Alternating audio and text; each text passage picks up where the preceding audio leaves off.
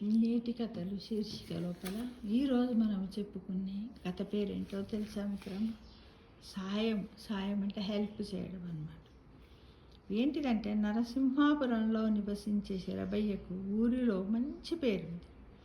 రోజు ఇతరులకు ఏదో ఒక సాయం చెయ్యింది. ఆయనకు అస్సలు నిద్ర పట్టదు. ఆ రోజు ఏదో ఒక సహాయం చేస్తేనే అతనికి తృప్తి, నిద్ర పోతాడు. ఒకసారి శరభయ్య కాలినడక నా పొరుగురికి వెళుతూ ఉండగా ఒక్క క్షణం ఏదో గుర్తొచ్చిన వానిలా వేగంగా పరిగెత్తుకుంటూ వెళ్ళి నేరేడు పండ్ల చెట్టు ఎక్కి దాని కొమ్మలు ఊపాడు. పండ్లన్నీ రాలి కింద పడ్డాయి.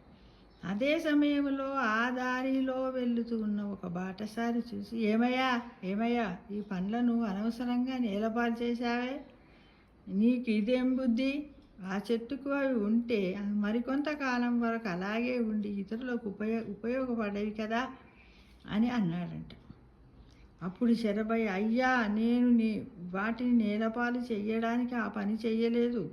కొందరు పేద పిల్లలు ఈ దారినే ఊరికి వెళుతూ ఆకలి అని అనడం విన్నాను. నేను వారి వెనుకే వస్తున్నాను. వారి మాటలు విన్న నేను వారికన్నా ముందుగా పరిగెత్తుకుంటూ వచ్చి పండ్లను కింద పడేలా చేశాను. వారికి సాయం చేశానన్న తృప్తి నాకు కలగనివ్వండి అన్నాడంటే ఎవరు? శరభయ్య. అదిగో వాళ్ళు ఇటు రానే వస్తున్నారు అన్నాడు. ఇంతలోనే ఆ చిన్న పిల్లలు చెట్టు కింద రాలిన పండ్లను చూసి ఏరుకొని రావురమని తినడం ప్రారంభించారు. శరభయ్య వారి వంక తృప్తిగా సంతోషంగా చూశాడు. తర్వాత ఆ బాటసారి, అవునయ్యా, ఆ పండు నీ సొమ్ము అయినట్టు రాలగొట్టడం తప్పు కాదా? ఈ చెట్టు యజమానికి నీవు నష్టం చేసినట్లు కాదా అన్నాడు.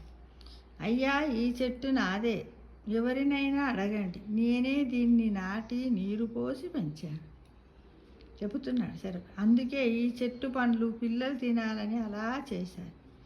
ఇందులో నా తప్పు ఏమైనా ఉందా? ఉంటే చెప్పండి, సవరించుకుంటాను అని వినయంగా అన్నాడు.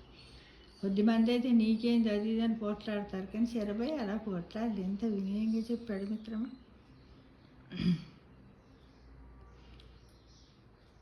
అది విన్న బాటసారి, అయ్యో, నేనే తొందరపడ్డాను. మీ సాయపడే గుణాన్ని ప్రశంసించకుండా ఉండలేకపోతున్నాను. మీలాంటి వారు చాలా అరుదుగా ఉంటారు. నేనే అసలు సంగతి తెలియక మిమ్మల్ని తప్పుపట్టాను. నన్ను క్షమించండి అన్నాడు. నా తొందరపాటుకు మన్నించండి అని శరభయ్యను అభినందించి అక్కడి నుంచి వెళ్ళిపోయాడు. నేనేం చేసేది? ఆకలిగా ఉన్నవారిని చూస్తే నా హృదయం ద్రవిస్తుంది. వారికి ఆహారం తెచ్చి పెట్టాలనిపిస్తుంది. నా గుణాన్ని నేను మార్చుకోలేను కదా అనుకుంటూ పిల్లలతో కలిసి పొరుగురికి నడక సాగించాడు శరభయ్య. అంటే ఇతరుల కష్టాలలో ఉన్నా చూడలేడు, అట్లా సాయం చేస్తాడు. లేకపోతే రోజు ఏదో ఒక సాయం చేస్తాడు. అంటే శరభయ్య అలాంటి మంచి మనస్సును అందరం కలిగి ఉండాలని ఆ పరమేశ్వరుని ప్రార్థిద్దామా మిత్రం? తప్పకుండా.